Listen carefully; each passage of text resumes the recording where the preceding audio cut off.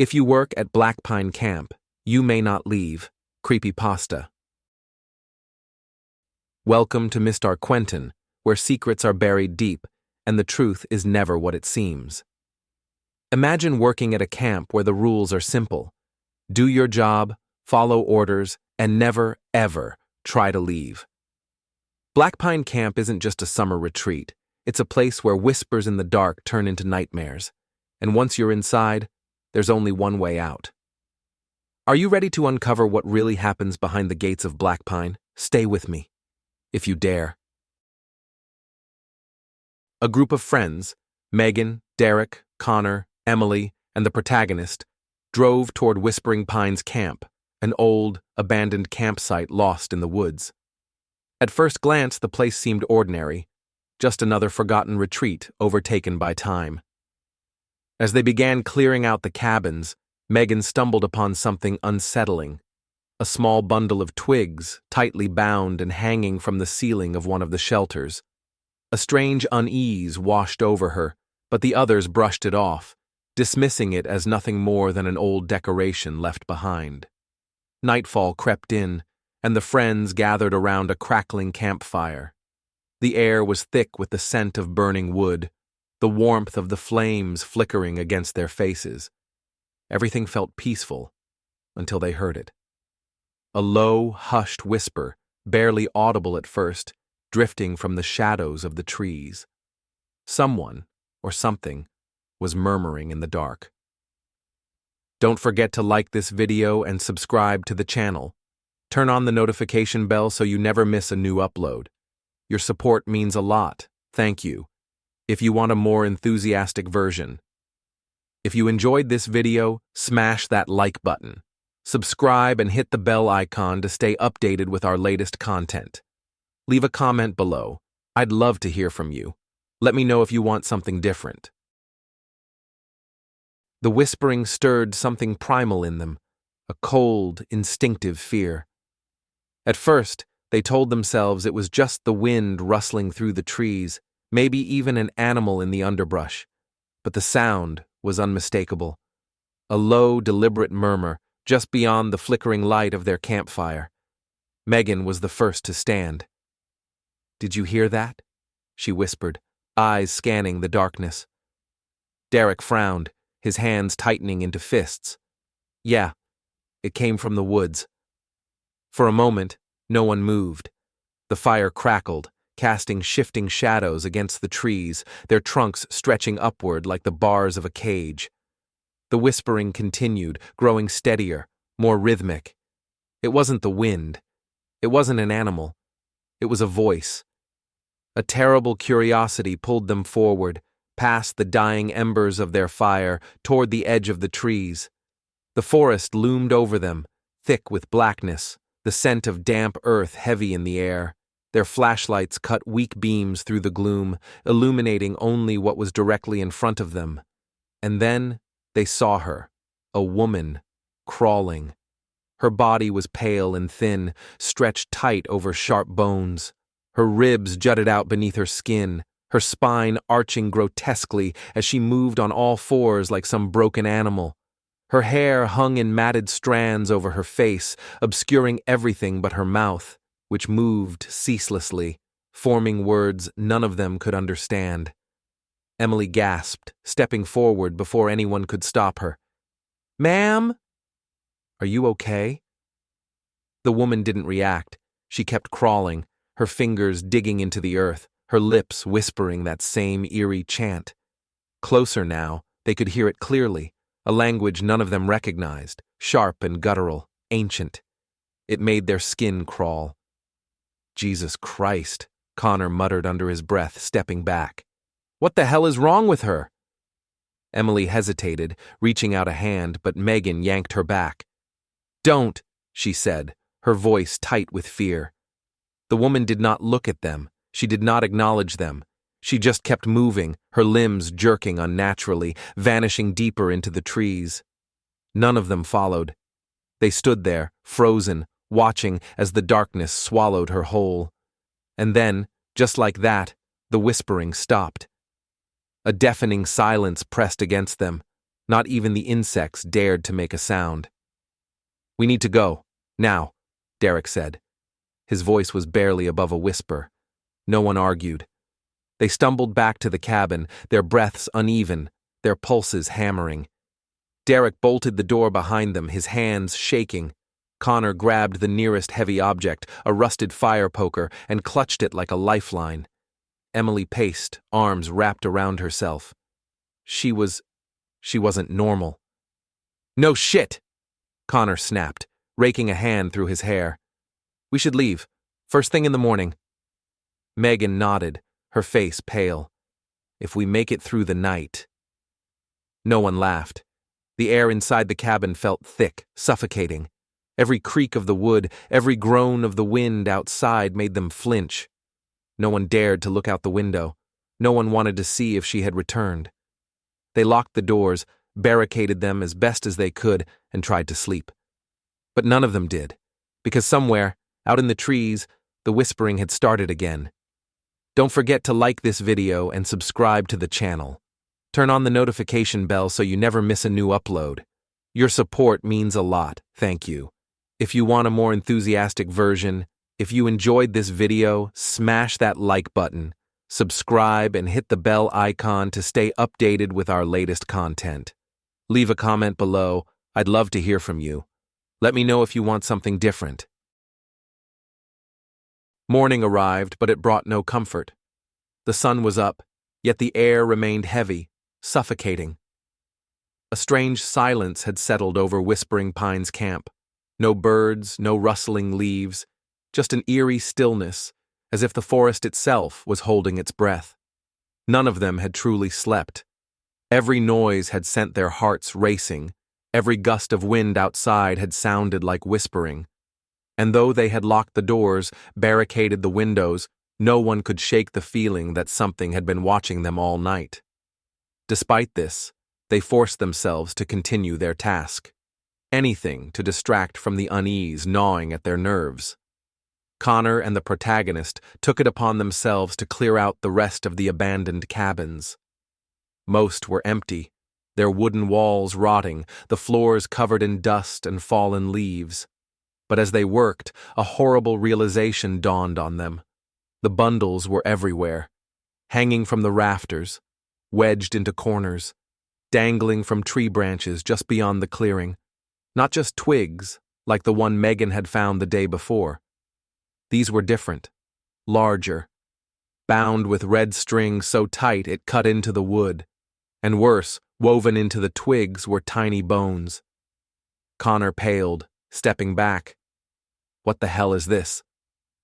The protagonist didn't answer. Their throat had gone dry. Some of the bones were small, birds maybe, but others looked larger. Wrong. They didn't want to think about what kind of creature they might have belonged to.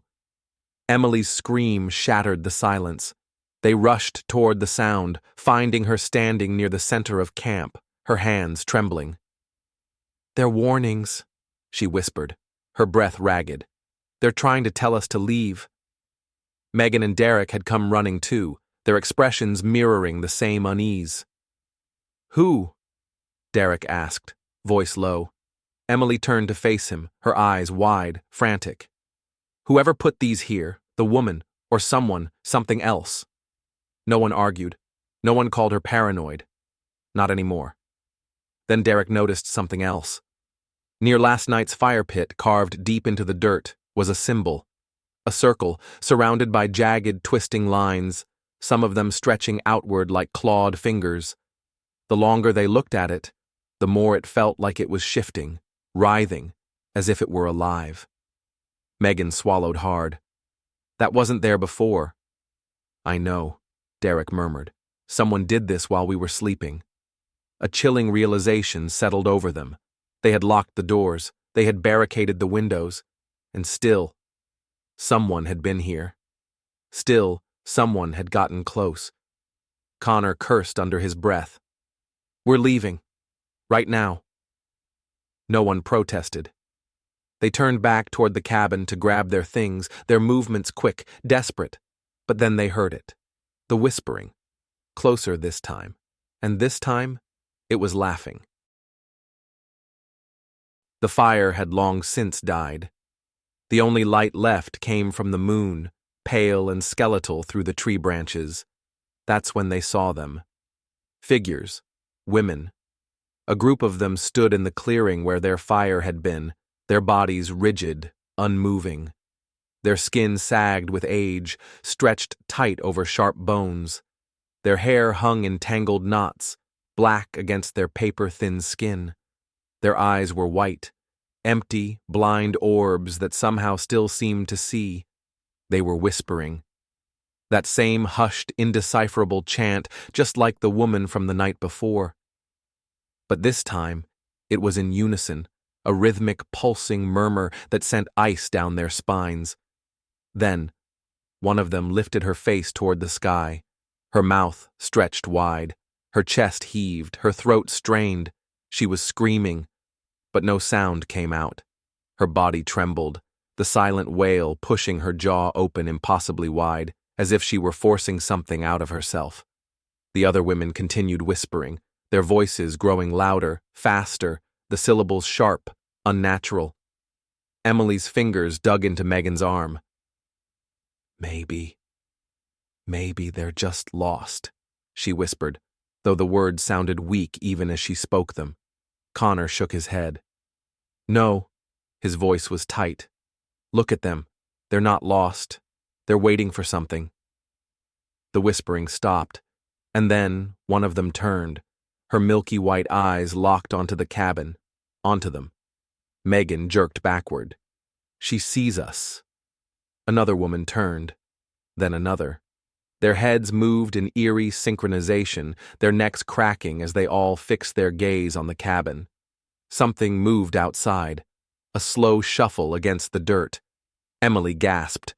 They were coming closer. Get down! Derek yanked the curtain shut, heart pounding. For a moment, the group sat frozen, their breath shallow, listening. The night outside remained deathly still. No footsteps, no whispering. But they knew better. They weren't alone, and whatever those women were, they weren't human. Don't forget to like this video and subscribe to the channel. Turn on the notification bell so you never miss a new upload. Your support means a lot. Thank you. If you want a more enthusiastic version, if you enjoyed this video, smash that like button. Subscribe and hit the bell icon to stay updated with our latest content. Leave a comment below. I'd love to hear from you. Let me know if you want something different. Night had never felt so long. No one spoke, no one moved. The five of them huddled in the darkness of the cabin, too afraid to make a sound. Outside, the moon cast pale streaks of silver across the forest, stretching the twisted shadows of the trees toward them like grasping fingers. But the shadows weren't what they feared. It was the whispering. It had returned.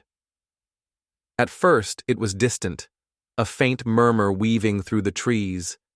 Then, slowly, it crept closer. A rhythmic, breathy chant, layered with something else, something sharp, something wrong. And then, it was right outside the door. A voice, low, hoarse, too close. Let us in. The words slithered through the air like a sickness. Megan clamped a hand over her mouth to keep from gasping. Connor gripped the rusted fire poker so tightly his knuckles went white. No one breathed. No one moved. Another whisper. We see you. A soft tap, tap, tap against the wooden door. Not knocking, tapping, as if something thin, something brittle was testing the strength of the wood. Then, bang, a fist, hard and sharp against the door. Then again, and again. The knocking turned into pounding. Let us in! Emily let out a quiet, choked whimper. A thin, bony hand slid through the gap beneath the door. Fingers curled, reaching for the lock. The skin was pale, paper-thin, stretched tight over the ridges of bone. The nails were jagged, yellowed, cracked. It twitched. It grasped. Megan didn't think. She just swung. The iron rod in her hands came down with a sickening crack against the wrist. A low, rasping hiss tore through the air, a sound that wasn't quite human, a sound that shouldn't have come from any living throat. The hand recoiled, vanishing into the shadows. Silence. Then, laughter. Dozens of them. Raspy, breathless laughter, circling the cabin, drifting in from every direction. Derek pressed his back against the wall, his breath ragged. They're still here. Emily squeezed her eyes shut, shaking her head. They won't leave. The whispering returned. The same chant, over and over. A prayer, a curse, a warning. It was impossible to tell. But one thing was certain. They weren't going anywhere. Morning came like a cruel joke. The light should have been a relief. It wasn't. The forest still felt wrong. Watching, listening. The air was thick with the smell of damp earth and something rotting. None of them had slept. They had spent the night huddled in silence, listening to the whispers fade and return, as if the unseen figures outside had been waiting. But now, there was only one thought on their minds. Get out. Connor was the first to reach the car, and the first to realize they weren't leaving. The tires, slashed. Deep gashes ripped through the rubber, useless. Oil, leaking from beneath the car, pooling across the dirt like black blood. The hood, scratched, marked with symbols they didn't recognize, jagged lines carved deep into the metal. No, Megan breathed, backing away. Derek ran a hand through his hair, pacing, his breaths sharp. Maybe we can fix it. Patch the tires, use the spare. Connor shook his head. His face had gone pale. No spare. I checked before we left. A long silence stretched between them. Emily swallowed hard. So we're trapped. No one wanted to say it, but they all knew it was true. No car, no way to call for help, no one for miles. And night would come again. The cabin. With no other option, they retreated to the cabin, barricading everything. They shoved furniture against the doors, reinforced the windows, even nailed the shutters shut. Anything to feel like they had some control. But it didn't help. Not really, because the feeling hadn't left. That crawling sensation on the back of their necks. The overwhelming, suffocating sense that they were being watched. Megan was the first to see it. Another bundle, bigger than before, lying just outside the door as if left there for them to find. Tangled within the sticks were tufts of fur, pieces of bone, a severed paw, its flesh blackened and shriveled. Connor's stomach turned. Jesus Christ! Emily covered her mouth, shaking her head. They're leaving them for us. Derek exhaled sharply, his jaw tight. Why? No one answered. Because none of them wanted to think about the only possible answer. It was a message. Nightfall. The sun bled out behind the trees, smothered in a haze of deep purple and red. Darkness settled over the camp too quickly. And with it, they came back. The whispering returned first. Slow, rhythmic. The same language, the same chant. Then, the laughter. Low and breathy, circling the cabin, moving from window to window. They sat in the darkness, barely breathing, listening. And then, a knock. Software, just once. Then another, and another. Then, silence. And just as Derek dared to peek through the boarded window, they saw them, standing in the clearing, waiting. The women, pale, frail, rotting husks draped in tattered cloth. Their white eyes gleamed in the moonlight. Their lips moved, murmuring that endless chant. And as the whispering grew louder, one by one, they started walking toward the cabin. The whispering returned. But this time, it was louder. More voices, layered on top of one another, murmuring in twisted harmony, their strange, rhythmic chant slithering through the cracks in the walls. The sound made the air feel thicker, heavier, as if it carried something unseen, something pressing down on their chests, squeezing the breath from their lungs. Then came the knocking. Harder, angrier, fists slamming against wood. The entire cabin shook with each blow. From the gaps in the boarded windows, they could see them, their faces sunken, hollow, twisted into grotesque expressions of hunger and rage, their skin sagging, peeling in places, as if time had tried to reclaim them but failed. Their eyes, milky white, yet somehow locked onto them, burning with an unnatural, insatiable hunger. They were no longer just whispering, they were screaming, banging, scratching, clawing. Thin, gnarled fingernails scraped against the wood, desperate to dig inside. "Hold it!"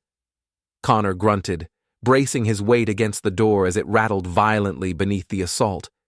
Megan pressed against it beside him, her fingers digging into the wood. "They're breaking through!" A loud crack. The wood split. A long, jagged fracture tore across the surface of the door.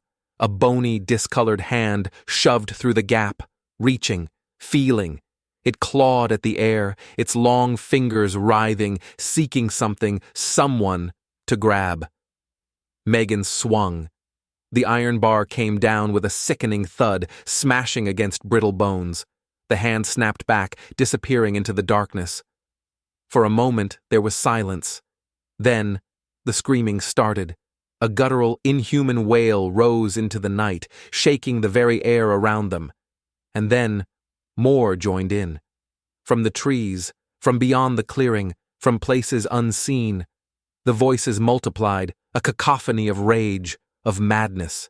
Emily clamped her hands over her ears, trembling. "They're losing control!" Connor's breathing was ragged. "They weren't trying to scare us before." He swallowed, staring at the splintered door. "They were playing with us!" A heavy thump against the wall. Another and another. From every side. They were trying to bring the whole cabin down. And the worst part? It was working. And then, the bell rang. A single heavy toll from deep within the forest, low, hollow, cold. It rumbled through the air like a distant thunderclap, vibrating in their bones, pressing into their chests like a weight. And suddenly, everything stopped. The whispering cut off. The hands at the door vanished. The breathy, inhuman gasps outside fell silent. Megan, still gripping the iron rod, stood frozen, her heart hammering against her ribs. She exchanged a glance with Connor, both of them still braced against the fractured door. No one dared to move. Outside, the women, the creatures, twitched. Their heads jerked unnaturally toward the sound, bodies stiff, as if something unseen had called to them. Their once relentless clawing stopped mid-motion. Their white, sightless eyes blinked in unison. And then they ran. All at once they scattered, into the trees, into the shadows. Their bodies moved in jerking, unnatural bursts, vanishing between the trunks like smoke dissolving into the night. The whispering did not return. Nothing did. For the first time in what felt like forever, there was silence. An unnatural, suffocating silence. Connor swallowed, his voice barely above a whisper. "What the hell just happened?" Derek slowly peeled himself away from the wall, moving cautiously toward the window, his breath unsteady. "The bell." He swallowed hard. "It scared them." Emily shuddered. "But why?" No one had an answer. Megan exhaled shakily, loosening her grip on the iron bar. She realized then that her hands were trembling. The bell had saved them. But it had come from deep in the forest, and something about that felt even worse. Because now, they weren't just running from the creatures. They had to wonder, what were the creatures running from? They did not sleep. No one spoke. No one moved. They just sat there, huddled together in the wreckage of their barricaded cabin, waiting for the sun to rise. Every creak of the wood, every whisper of wind against the walls made them flinch.